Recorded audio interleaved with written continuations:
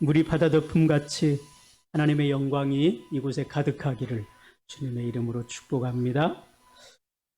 하나님 말씀 함께 보겠습니다. 마태복음 6장 9절에서 13절입니다. 그러므로 너희는 이렇게 기도하라. 하늘에 계신 우리 아버지여, 이름이 거룩히 여김을 받으시오며 나라가 임하시오며 뜻이 하늘에서 이루어진 것 같이 땅에서도 이루어지이다. 오늘 우리에게 일용할 양식을 주시옵고 우리가 우리에게 죄 지은 자를 사하여 준 것 같이 우리 죄를 사하여 주시옵고 우리를 시험에 들게 하지 마시옵고 다만 악에서 구하시옵소서. 나라와 권세와 영광이 아버지께 영원히 있사옵나이다. 아멘. 주기도문을 함께 살펴봅니다. 마태복음 6장 9절에서 13절의 말씀, 그 중에 오늘은 이름이 거룩히 여김을 받으시오며, 이 부분에 대해서 우리가 살펴보도록 하겠습니다. 예수님께서 기도를 가르치시면서 전체 6가지 간구 중에 첫 번째로 이름이 거룩히 여김을 받으시오며 라고 기도하라고 말씀하셨습니다. 일용할 양식을 위해서 기도하라고 하지 않으셨습니다. 하나님의 나라와 그 뜻이 먼저가 아니라 하나님의 이름이 거룩히 여김을 받기를 위해서 기도하라고 하셨습니다. 여기에는 아주 중요한 교훈이 담겨 있습니다. 그것은 나를 먼저 생각하면 하나님이 보이지 않는다는 것입니다. 하나님을 본다 해도 그것은 내 생각과 가치관에 의해서 변형된 하나님을 보게 되는 거죠. 그래서 먼저 하나님을 보고 나를 보아야 하나님도 바로 보고 나도 바로 볼 수 있다는 사실입니다. 그래서 예수님께서 뒤에 33절에서 먼저 그 나라와 의를 구하라. 그리하면 이 모든 것을 너희에게 더하시리라 말씀하셨습니다. 일용할 양식이 필요했다면 예수님께서 먼저 일용할 양식을 위해서 기도하라고 하셨을 것입니다. 하나님의 이름을 거룩하게 여기면 그의 나라가 임하고 이 땅에 하나님의 뜻이 이루어지게 되는 것입니다. 예수님께서 좀 다른 표현입니다만 그런 말씀도 하셨어요. 누가복음 6장 31절에 보면 남에게 대접을 받고자 하는 대로 너희도 남을 대접하라. 대접을 받으려면 먼저 대접을 해야 된다고 말씀하셨습니다. 그것처럼 하나님의 이름을 거룩히 여기고 의와 선을 구하게 될 때 내 문제가 바로 보이고 바른 기도와 응답을 받게 되는 것이라는 거죠. 그런 의미에서 하나님의 이름이 무엇을 말하는지 먼저 생각해 볼 필요성이 있습니다. 하나님의 이름은 하나님의 속성을 대표하는 것입니다. 성경에서 많은 이름들이 나오죠. 그런데 성경의 이름은 그 사람의 인격과 신분과 삶을 말해주고 있습니다. 그 사람의 성격이나 기질 등을 그대로 그 이름에 담아 있음을 보게 됩니다. 하나님의 이름은 하나님의 속성인 전능하심과 거룩하심과 선하심 등 여러 속성들을 대표하고 있는 것을 보게 됩니다. 그래서 이스라엘 백성들은 하나님의 이름을 부르면 하나님께서 임재하신다고 생각했습니다. 그래서 하나님은 하나님 자신의 이름을 이스라엘 백성들이 함부로 부르지 못하게 했습니다. 그 결과 이스라엘 백성들은 수천 년 동안 여호와라는 이름을 부르지 못했습니다. 그렇게 되니까 후에 그들이 여호와라는 이름을 어떻게 읽어야 되는지 몰라요. 그래서 발음이 학자들마다 다 다르게 하고 있다고 하고 있습니다. 성경에 나타난 하나님의 이름은 다양하게 불리고 있습니다. 여호와, 출애굽을 위해서 모세를 애굽의 바로 왕에게 보냅니다. 그때 모세가 하나님께 묻습니다. 하나님, 바로 왕이 하나님이 누구냐고 물으면 내가 뭐라고 대답해야 됩니까? 그때 하나님께서 그렇게 말씀하십니다. 나는 스스로 있는 자니라. 그 뜻은요, 스스로 계신 지존자이시며 전능자이시며 구원자로서 이 세상을 주관하시는 분이시라는 겁니다. 그때 사용하시는 말씀이 그 이름이 여호와입니다.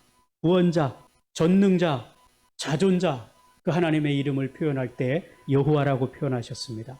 그 밖에도 여러 이름들이 있죠. 엘로힘이라고 했습니다. 창조주로서의 하나님의 이름을 말하고 있습니다. 엘이 하나님을 뜻한다고 그랬습니다. 로힘은 이 복수형 어미예요. 그래서 삼위일체의 하나님을 의미하는 것으로도 보고 있습니다.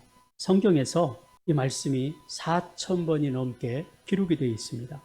그리고 그 밖에도 여호와 이레, 준비하시는 하나님이라 했습니다. 여호와 샬롬, 건강의 하나님, 여호와 니시, 승리의 하나님, 여호와 라파, 치료의 하나님. 우리가 지난주에 지지난주죠. 우리가 다 살펴본 말씀들이에요. 근데 처음 듣는 것 같죠. 그리고 임마누엘이 있습니다. 함께 하시는 하나님. 우리와 함께 하신다는 거죠. 예수라는 이름의 뜻이 뭘까요? 저희 백성을 죄에서 구원할 자입니다. 이 하나님은 당신의 백성들을 버려두지 아니하시고 보호하시고 지키시고 인도해 주시겠다는 거예요.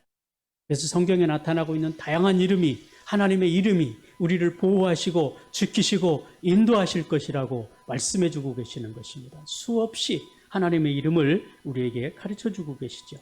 이사야서 41장 10절에서 12절을 보면 바벨론의 포로로 잡혀가는 백성들에게 의로운 오른손으로 붙들어 주실 것이라고 약속하고 계십니다. 그러니 너희는 두려워하지 말아라. 놀라지도 말아라. 선포하고 계십니다. 그렇다면 그 이름이 거룩히 여김을 받는다는 말은 무엇일까 하는 겁니다. 오늘 우리가 살펴볼 내용입니다.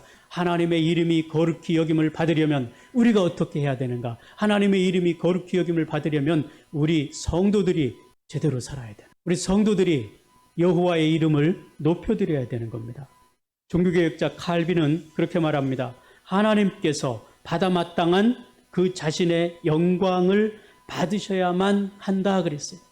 그 하나님의 이름을 어떻게 거룩히 여김을 받게 할 수 있습니까? 우리가 하나님의 이름을 어떻게 거룩하게 여기며 살아갈 수 있느냐라는 겁니다. 첫 번째로 우리가 생각해 볼 것은요, 우리의 삶을 구별할 때 하나님의 이름이 거룩히 여김을 받습니다. 언제요? 우리의 삶을 구별할 때. 거룩이라는 말은 히브리어로 하기오스입니다. 구분하다, 구별하다라고 그랬습니다. 하나님의 이름을 다른 것들과 구별하는 겁니다. 우상들과 구별하는 겁니다. 세상과 구별하는 겁니다. 누가? 우리가. 그때 하나님은 거룩히 여김을 받으시는 거죠. 우리가 하나님 앞에 나아갈 때 내 자신을 정결하게 하고 주의 날을 구별하여 지키고 세상과 구별된 삶을 살아갈 때 우리에게서 하나님의 이름이 거룩히 여김을 받는 것입니다. 그러므로 이름이 거룩히 여김을 받으시오며 이렇게 기도한 사람은 그렇게 되도록 자신을 정결하게 하고 구별된 삶을 살아야 된다는 거죠. 오늘 우리가 우리의 삶을 그렇게 구별하고 있는지 돌아보지 않을 수 없습니다. 우리의 가정이 세상 다른 가정들보다 하나님 앞에 구별되어 있는가 우리는 돌아보지 않을 수 없습니다. 우리 교회가 이 세상으로부터 구별되어 있지 않은지 우리는 돌아보지 않을 수 없습니다. 우리의 삶을 그렇게 구별할 때 하나님의 이름이 거룩히 여김을 받는다는 사실을 기억하시기를 바랍니다. 두 번째로는요, 우리의 삶이 성결하고 깨끗할 때 하나님의 이름이 거룩히 여김을 받습니다. 우리가 요즘 이제 새벽에 나누는 레위기 말씀입니다. 하나님께 드릴 제물에 대한 규례를 이야기하고 있습니다. 제물을 드리는 자는 받으실 만한 흠이 없고 온전한 제물을 드리라 그랬습니다. 소를 잡아드리면 흠이 없는 소를, 양을 잡아드리면 흠이 없는 양을, 비둘기를 잡아드려도 흠이 없는 비둘기를, 곡식을 드려도 온전한 것을 드려야 된다고 했습니다. 레위기 22장 22절에 보면 그렇게 말씀하고 있습니다. 너희는 눈이 멀거나 장애가 있거나 불구가 되거나 유출병이 있거나 피부병이 있는 동물을 여호와께 바치거나 여호와께 드리기 위해 제단 위에 화제로 삼아서는 안 된다 그랬습니다. 상품으로서 가치가 떨어진 것들은 제물로 드려서는 안 된다는 이야기입니다. 사람이 받아도 기분이 상할 그런 제물을 하나님 앞에 드렸다는 이야기죠. 하나님 앞에 제물을 드리며 눈먼 것이나 상처가 있는 것들을 제물로 바쳤다는 이야기. 그러한 제물을 하나님께 드린다면 하나님이 과연 기쁘시게 받으시겠느냐라는 거죠. 말라기 선지자는 그렇게 말합니다. 말라기 1장 8절에서요. 만군의 여호와가 이르노라 너희가 눈먼 희생 제물을 바치는 것이 어찌 악하지 아니하며 저는 것 병든 것을 드리는 것이 어찌 악하지 아니하냐. 이제 그것을 너희 총독에게 드려보라. 그가 너를 기뻐하겠으며 너를 받아주겠느냐. 하나님 앞에 드리던 제물을 총독에게 한번 드려보라는 거예요. 그가 기쁘게 받겠느냐. 그런데 이스라엘 백성들은 사람에게 드려도 기뻐하지 않을 그 제물들을 하나님께 제사용으로 드렸다는 이야기. 오늘 우리의 삶 속에서 나를 성결하게 깨끗하게 구별하지 않으면 하나님께서는 우리를 통해서 거룩히 여김을 받지 못한다는 것입니다. 폴란드의 천재 음악가인 쇼팽이요 20살 때 불란서로 유학을 갔습니다. 그 떠나는 아들에게 아버지가 그렇게 말을 했어요. 너는 폴란드의 자랑이 되어다오. 아들의 마음속에 국가를 심어줬습니다. 그래서 그 아버지의 말을 가슴에 품고 살아갑니다. 이 쇼팽의 그 선생님도 굉장히 훌륭한 분이셨는데요. 작은 은컵에 폴란드의 흙을 담아서 그에게 주었습니다. 그러면서 이렇게 말했습니다. 어디를 가든지 조국을 잊지 말아라. 이 한 줌의 흙을 따뜻한 마음으로 사랑해 주기 바란다. 그렇게 말했어요. 그는 공부하는 동안 힘들고 어려울 때마다 그 폴란드의 이름을 더럽히지 않도록 노력했다고 합니다. 불행하게도 그는 38세의 젊은 나이에 세상을 떠났습니다. 그가 마지막 세상을 떠나면서 유언으로 그렇게 말했다고 그래요. 나의 폴란드 흙이 담긴 이 컵을 나의 무덤 속에 넣어주십시오. 조국을 사랑하고 그리워하는 마음으로 마지막 생을 마쳤다고 하는 것입니다. 하나님의 이름이 거룩히 여김을 받으시게 하는 것은 성결하고 온전한 예배와 삶으로 하나님께 영광을 돌리는 것이라는 거예요. 우리의 지나온 삶은 하나님 앞에서 얼마나 성결하고 깨끗한 삶을 살았는지, 흠이 없고 온전한 제물이 되어서 주님을 섬겼는지 우리가 돌아봐야 될 것입니다. 그래서 우리는 이 세상에 살아가는 동안 최선을 다해서 우리의 삶이 성결하도록 해야 됩니다. 우리의 삶이 깨끗하도록 해야 됩니다. 그래야 주님이 가르쳐 주신 기도처럼 하나님의 이름이 거룩히 여김을 받으시오며 이 기도가 우리 삶을 통해서 온전히 이루어지게 된다는 사실입니다. 세 번째로 우리의 삶의 중심에 하나님을 두고 살아갈 때 하나님의 이름이 거룩히 여김을 받는다는 것을 우리는 기억해야 될 것입니다. 우리는 경험한 만큼 알고 표현할 수 있습니다. 우리가 아는 만큼 드러내고 나타날 수 있다는 거예요. 이스라엘에는 이 갈릴리 호수가 있습니다. 그런데 마태는 그 갈릴리 호수를 보고 바다라고 표현했습니다. 마태복음에 보면은 갈릴리 바닷가라고 표현해요. 근데 누가는 그 갈릴리 호수를 호수라고 불렀어요. 무슨 차이가 있을까요? 왜 마태는 그 갈릴리를 바다라고 불렀고 누가는 그 갈릴리를 호수라고 불렀을까요? 이유가 있습니다. 마태는 바다를 본 적이 없어요. 그래서 갈릴리를 보고 그것이 바다로 알았습니다. 근데 누가는 바울과 함께 선교여행도 다니고 지중해를 건넜습니다. 지중해를 보고 돌아와 보니까 이 갈릴리는 바다가 아니고 호수였습니다. 그래서 누가는 갈릴리 호수라고 표현을 해요. 우리의 신앙도 그렇습니다. 하나님을 알고 경험한 만큼 우리가 표현하며 사는 거예요. 우리가 하나님의 은혜를 느낀 대로 그만큼만 표현하는 것입니다. 우리가 지금 표현하는 대로 우리가 경험한 거고 우리가 느낀 거라는 사실이에요.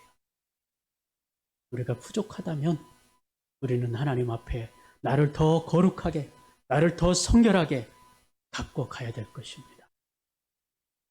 그래야 내가 더 풍성하게 하나님을 표현할 수 있고 내가 더 많이 하나님의 은혜를 드러낼 수 있다는 사실이죠. 우리는 하나님에 대해서 모르면 아무것도 말할 수 없습니다.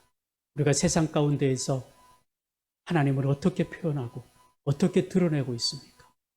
내가 진실로 그 하나님을 온전히 경험하지 못하면 우리는 그 하나님을 표현할 수가 없어요. 드러낼 수가 없어요. 그래서 호세아 선지자는 여호와를 힘써 알자 그랬습니다. 호세아 6장 3절에 그의 나오심은 새벽빛같이 일정하여 땅을 적시는 늦은 비와 같이 우리에게 임하신다 그랬습니다. 그 시대에 선지자로 부름받아서 일했던 사람들은요, 가슴이 뜨거웠습니다. 열정으로 충만했습니다. 하나님의 음성을 듣고 지금 이스라엘 백성들의 상황을 보니 가슴이 답답한 거예요. 하나님의 은혜를 경험한 겁니다. 그래서 그들은 가만히 있을 수가 없습니다. 외치고 또 외쳤습니다. 느헤미야 같은 경우에는 눈물로 하나님 앞에 부르짖어 회개했습니다. 눈물로 외치고 선포했습니다. 오늘 우리 가슴이 냉랭한 것은, 뜨겁지 않은 것은 하나님을 온전히 경험하지 못했기 때문이라는 거죠. 하나님의 이름이 거룩히 여김을 받으시게 해야 하는 첫 번째 자리는 바로 우리의 가슴입니다. 우리의 마음입니다. 하나님께서는 우리를 성전이라 했습니다. 어디에 하나님의 성전이 있을까? 우리의 가슴일 것입니다. 그 성전이 텅 비어 있다면, 성전 안에는 항상 떡상이 있었습니다. 12지파를 상징하는 12개의 떡이 24시간 365일 그 자리에 놓여 있어야 됩니다. 또 그 안에는 촛대가 있습니다. 24시간 성전에 불을 밝히는 것. 하나님의 성전된 우리 가슴이 이 하나님의 말씀이 없다면, 기도가 없다면, 찬양이 없다면 이 성전은 아무 의미가 없는 것이죠. 그래서 하나님의 이름이 거룩히 여김을 받으시게 할 첫 번째 자리가 우리의 마음, 우리의 가슴이라는 것을 기억하시기를 바랍니다. 그리고 우리 가슴에 하나님의 이름이 거룩히 여김을 받을 수 있도록 우리가 힘쓰고 애써야 될 것입니다. 마음에서 하나님의 영광을 나타내는 삶이 시작되고 합당한 영광을 우리가 삶에서 드릴 수 있기 때문에 그렇습니다. 다윗은 시편 16장 9절에서 그렇게 고백했습니다. 여호와를 항상 내 앞에 모시며 그가 내 우편에 계심으로 내가 요동치 아니하리로다. 이러므로 내 마음이 기쁘고 내 영광도 즐거워하며 내 육체도 안전히 거한다 그랬어요. 다윗은 마음으로부터 하나님을 사모했습니다. 온 삶을 들여서 하나님을 사모하고 경배하는 그런 삶을 살았습니다. 이 다윗의 고백을 보면요, 하나님을 사랑함이 구구절절히 넘쳐나는 것을 우리가 보게 되죠. 마음속에 하나님을 모시고 그 하나님과 친밀한 교제의 삶을 살고 있는 것을 보게 됩니다. 오늘 우리가 그렇게 하나님과 친밀한 교제의 삶을 살아갈 수 있도록 하나님의 이름을 거룩히 여길 수 있기를 바랍니다. 하나님은 다윗을 통해서 이름이 거룩히 여김을 받으신 거죠. 오늘 우리의 고백이기를 축복합니다. 우리의 가정의 고백이기를 축복합니다. 우리 교회의 고백이기를 주님의 이름으로 축복합니다. 하나님은 우리에게도 똑같이 거룩히 여김을 받으시기를 원하십니다. 다윗에게 그렇게 거룩히 여김을 받으신 것처럼 저와 여러분에게 거룩히 여김을 받으시기를 원한다는 사실입니다. 우리의 예배가 하나님의 이름이 거룩히 여김을 받으시고 계시는지, 우리의 삶에서 하나님의 이름이 거룩히 여김을 받으시고 계시는지요. 오늘 우리는 돌아보지 않을 수 없습니다. 하나님의 백성이면서도 나 스스로를 구별하지도 않고 정결케 하지도 못하며 마음속에는 온갖 탐욕과 죄악이 가득하다면 우리 속에서 하나님의 이름은 거룩히 여김을 받을 수가 없을 것입니다. 쇼팽이 자신의 조국 홀란드를 마음으로 사랑했던 것처럼 오늘 저와 여러분이 하나님과 그의 나라를 마음으로부터 사랑하고 사모하며 나아갈 수 있게 되기를 바랍니다. 그래서 우리의 신앙 속에서 하나님의 이름이 거룩히 여김을 받으시는 우리의 교회와 가정, 그리고 우리 성도 개개인이 될 수 있는 주의 놀라운 축복이 있기를 간절히 바라고 원합니다. 이 시간 우리 함께 기도하기를 원합니다. 하나님께서 우리를 통해서 거룩히 여김을 받으시기를 원하시고 계십니다. 우리의 찬송을 통해서 하나님이 기뻐 받으시기를 원하시고 계십니다. 오늘 이 시간 기도합니다. 하나님, 우리 대신 교회가 거룩한 믿음의 공동체가 되게 하여 주시옵소서. 대신 교회 성도들이 하나님의 이름을 거룩히 여김을 받을 수 있도록 마음 중심에 하나님을 모시고 성결하게 구별된 삶을 살게 하여 주시옵소서. 세 번째로는 하나님의 임재를 경험하는 우리의 가정들이 되게 하여 주시옵소서. 우리가 기도합니다. 기도하는 이곳에, 예배하는 이곳에 하나님의 영이 충만하게 임하여 주시옵소서. 우리의 가정이 그래서 하나님과 함께 기쁨의 교제를 나누며 살아가게 하여 주시옵소서. 이것을 위해서 오늘 우리가 간절히 살아계신 하나님 앞에 기도하겠습니다.